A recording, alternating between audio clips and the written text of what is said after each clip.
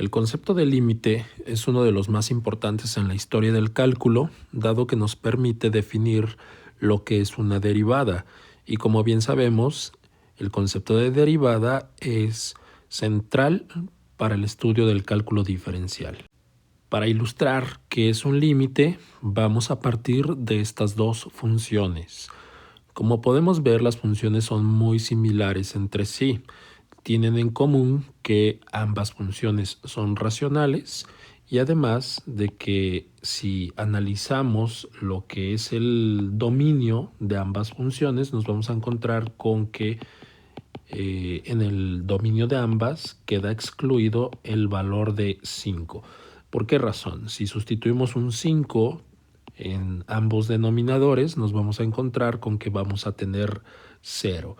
Sin embargo, en la función f, si sustituimos 5, es decir, si evaluamos nuestra función f en 5, vamos a tener que queda 5 al cuadrado menos 25 sobre 5 menos 5.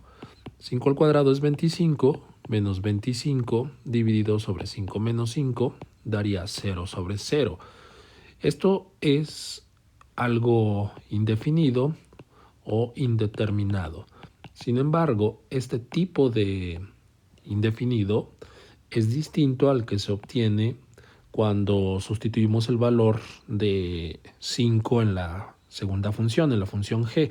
Es decir, cuando evaluamos la función g en 5, quedaría en el numerador 5 menos 25 y en el denominador quedaría 5 menos 5. Entonces 5 menos 25 es menos 20 dividido entre 0 y esto, como bien sabemos, también es indefinido, pero un indefinido distinto al que tenemos en el primer caso. En estas tabulaciones podemos observar cómo la función g y la función f se comportan de manera distinta cuando nos vamos aproximando al valor de 5, ya sea por la izquierda o por la derecha. Por ejemplo, para la función g, que es x menos 25 entre x menos 5, si nos vamos aproximando al valor de 5 por la izquierda, es decir, valores como 4.9, 4.99, 4.999, vemos que el valor correspondiente de la función, es decir, cuando evaluamos la función g en cada uno de esos valores, nos van quedando 201, 2001, 20.001, y esto quiere decir que se está disparando conforme nos vamos aproximando al valor de 5 por la izquierda. Es decir, aquí hay una tendencia a dispararse a valores cada vez más grandes, de tal forma que esto se va hacia el infinito. O sea, lo podemos poner como un infinito positivo. Y vemos que si nos estamos aproximando al 5, pero por la derecha, es decir, si lo vemos sobre una recta numérica, el valor de 5 lo tenemos ubicado, entonces valores como 4.9, 4.99, etcétera, es aproximarse por la izquierda, mientras que valores como 5.1, 5.01 nos estamos aproximando por la derecha. Vemos entonces que para cuando vamos aproximándonos por la derecha, vamos a tener valores como menos 199, menos 1999, menos 19.999, y esto significa que la función se dispara hacia menos infinito. Y justo cuando x vale 5, nos queda indefinido. Por otro lado, la función f, que es x cuadrada menos 25 entre x menos 5, sabemos que cuando evaluamos de la misma forma en 5, nos queda indefinido. Sin embargo, cuando nos vamos acercando al valor de 5 por la izquierda, con valores como 4.9, 4.99, 4.999, vemos que nos quedan valores de 9.9, 9.99, 9.999 y esto significa que no se dispara, sino que tiende a un valor en específico y ese valor en específico es prácticamente 10. De la misma manera, si nos vamos aproximando al valor de 5, pero por la derecha, vamos a tener valores de f de 10.1, 10.01, 10.001, que en la práctica esto se aproxima al número 10. Vemos, por lo tanto, esa diferencia, mientras que en la función g, cuando nos vamos aproximando al valor de 5, tanto por la izquierda como por la derecha, se dispara, ya sea hacia el infinito, cuando vamos del lado izquierdo, o hacia el menos infinito, cuando vamos por el lado derecho. No ocurre lo mismo para la función f. Para la función f, acercarnos por el lado izquierdo o por el lado derecho, hay una aproximación al número 10. En este sentido, se dice que la función f tiene un límite, mientras que la función g no tiene límite.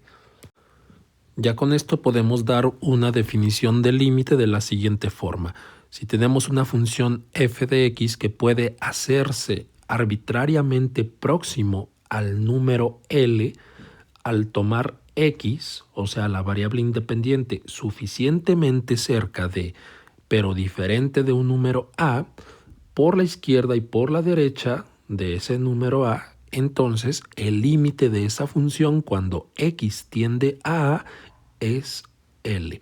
Vamos a desglosar esto parte por parte. En el ejemplo anterior teníamos la función f dada por x cuadrada menos 25 sobre x menos 5. Entonces esta va a ser nuestra función f. Si esa función puede hacerse arbitrariamente próxima al número L, ese número L, como podemos ver, es 10, entonces quiere decir que esta función f va a tender a 10 o a aproximarse a 10 al tomar un x suficientemente cerca, pero diferente de un número a. Ese número a es 5. Ya vimos que si evaluamos la función en a, es decir, si evaluamos la función en 5, nos queda 0 sobre 0, que es indefinido. Entonces la función no está evaluada, o no está definida, mejor dicho, cuando a vale 5. Sin embargo, si tomamos el valor de x suficientemente cerca, pero diferente del número a, es decir, no puede valer 5, así es que tenemos que aproximarnos a 5 por la izquierda y por la derecha, es decir, cuando tomamos los valores de 4.9, 4.99 o bien 5.1, 5.01, entonces, en este sentido, dado que la función tiende a 10, se dice que tiene ese límite. Y ese límite, cuando la variable tiende a 5, al valor de a, va a ser 10. La manera entonces de notar esto, es decir, la nomenclatura o notación, es la siguiente. Vamos a decir que el límite, que lo vamos a abreviar por LIM, de la función x cuadrada menos 25 sobre x menos 5, cuando x tiende a 5, entonces esto lo vamos a poner debajo del límite. Cuando x tiende al número 5, se utiliza esa flecha para expresar que x se aproxima al valor de 5. Esto tiene que ser igual a el valor de 10. También con lo anterior definimos lo que se conocen como los límites laterales. En el caso de la función f que estamos trabajando, tiene un límite lateral cuando x se aproxima a 5 por la izquierda. La manera de denotarlo es muy parecida, solo que vamos a poner 5 con un superíndice que es un signo negativo. Ese superíndice no significa una potencia, más bien es una instrucción que nos dice que nos estamos aproximando al valor de 5 por la izquierda, o sea, con valores como 4.9, 4.99, etc. Mientras que el límite por la derecha se va a denotar de la forma similar, solo que con un superíndice de signo positivo. En ambos casos ya vimos que tanto el límite por la izquierda como el límite por la derecha equivalen a 10. Y esta es una condición necesaria para que exista un límite, es decir, que tanto el límite por la izquierda como el límite por la derecha tengan el mismo valor. Si en ambos casos ambos límites tienen el mismo valor, entonces se puede decir que el límite por ambos lados o simplemente el límite cuando x tiende a 5, ya sin poner el superíndice, de x cuadrada menos 25 entre x menos 5 equivale a 10. Hay ocasiones donde una función tiene definido un límite por la izquierda y otro límite distinto por la derecha. Cuando ambos límites no son iguales, por lo tanto, la función no tiene límite.